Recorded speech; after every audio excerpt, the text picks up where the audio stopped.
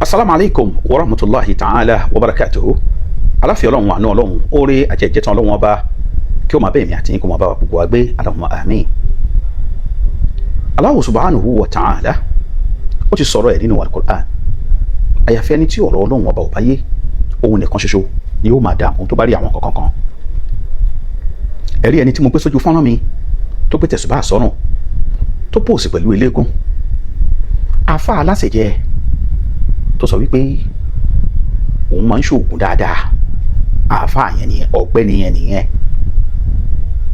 Ṣùgbọ́n kí n tó tẹ̀síwájú nínú ọ̀rọ̀ ẹ̀, mo fẹ́ ká kọ́kọ́ jọ wo fídíò yìí kí a gbọ́ nǹkan tí ó sọ àti n tó ṣe nínú fídíò ọ̀hún. Bismillah.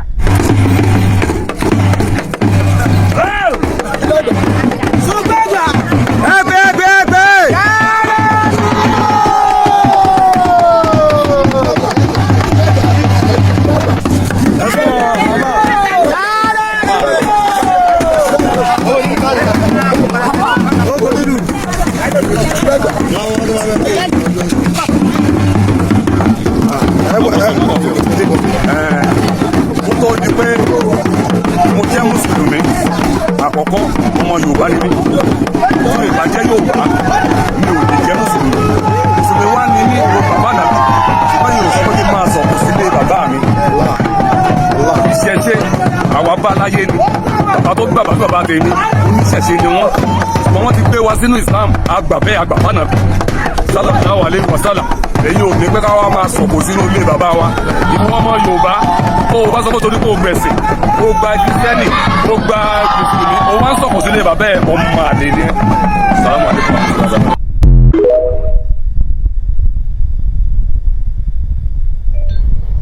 Ṣé ẹ ti rí ọ̀gbẹ́ni yẹn? Ó pòsì pẹ̀lú eléégún.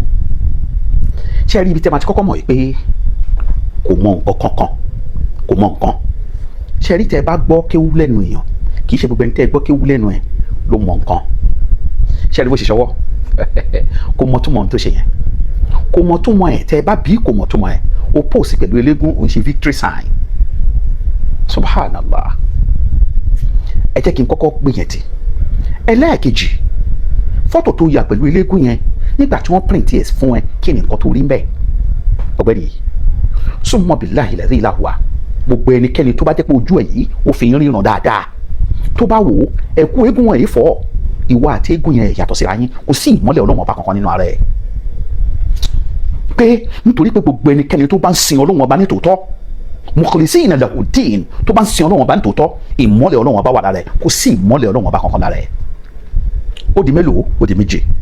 Ẹlẹ́ẹ̀kẹta, ìwọ ní pé nǹkan tí ìṣẹ̀ṣe yẹn ẹ bá láyé ni. Dákun torí ìtọ́lọ́wọ́n ọba, ọdún wo ni ìṣẹ̀ṣe bẹ̀rẹ̀? Talẹ̀ntọ́lọ́wọ́n bá kọ́kọ́ rán wá sí ilé ayé, ìsìláàmù ẹ̀ bá ìsìláàmù láyé nínú ìdílé ẹ̀. Kí wàá lè tó lọ kéwú?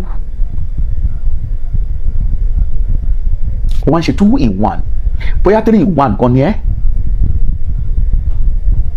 Ó gbọ́n tọ́lọ́wọ́n ọba sọ ni nínú Al-Qur'an. Ọlọ́wọ́n ọba ti mọ orú yín nínú Suratu Nisa aya 143. Ọlọ́run ọba ní mudhabdhabina bayna dhalika. Ọlọ́run ọba ní irú àwọn ilé yìí ó tẹ́ ẹ bá rí wọn o, ẹ má jẹ́ ó jẹ yín lójú o, nítorí wípé wọ́n máa maintain double standard. Double standard ni wọ́n máa maintain. Ọlọ́run ọba ní la ilaha ula'i wa la ilaha ula'i. Double standard ni. Wọn ò ní sí bí, wọn ò ní sí lọ́hùn. Yorùbá ní irú wọn là ń pè ní òjẹ́nlé orò, jẹ́nlé egungun. Ṣé orí àwọn tó lọ ń bá yẹn lọ bèrè lọ́wọ́ wọn? Tó bá ń pe àfáà, àwọn fúnra wọn máa sọ pé ìwọ ò kì í ṣàfáà gidi. Àfáà ilé yẹn mọ́ká, ó kọ̀ọ̀kan sókè kọ̀ọ̀kan sísàlẹ̀. Ẹ ń bá ti rí ẹ, á ti mọ̀ pé ológogoro ni ẹ̀. Ó sọ pé ọtí ò kì í ṣàráàmù, onízìnà ò kì í ṣàráàmù. Ìwọ yìí, ìwọ wá ní gbogbo ẹnikẹ́ni tó bá kẹ̀yìn sí tradition, tó bá kẹ̀yìn sí ilé, ó mọ nǹkan tó ń jẹ́ tradition ni, ó ráṣọ tí mo wọ̀ ni. Tradition tèmi rè, culture mi lélẹ́ yìí.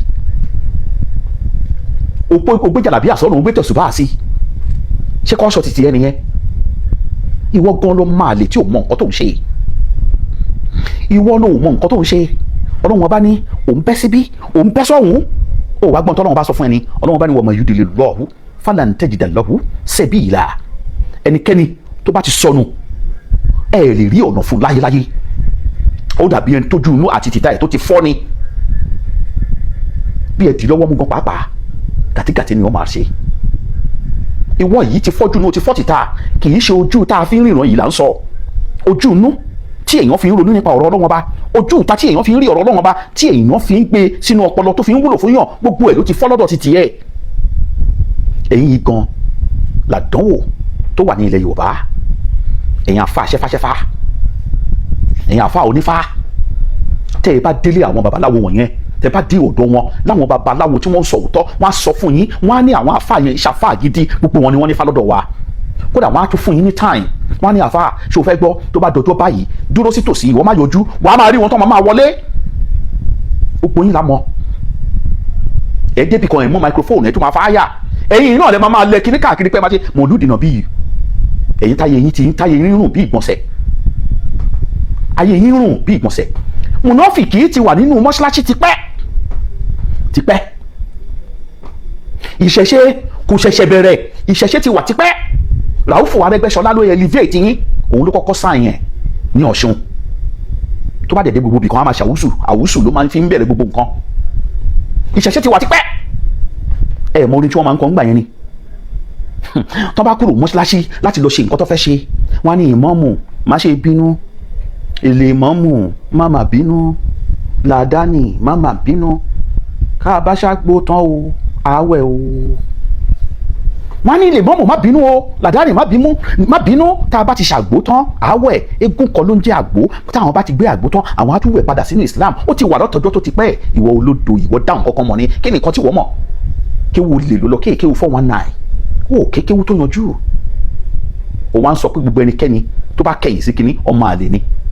Àfà ó ilé túbá, àwọn èyí kọ̀ǹdẹ́ẹ̀mù èèyàn. Ó ilé túbá kó túbá, nítorí pé láwàní tó ń wé kiri bíi láwàní ajílẹ̀ yẹn nínú kòtò ọ̀run yẹn kò lè pè é. Àyàfi tó bá túbá lọ sọ́dọ̀ Ọlọ́run Ọba. Subhana rabbika rabbil izzati amma yasifun, wassalamu ala al-mursalin, alhamdulillahi rabbil alamin.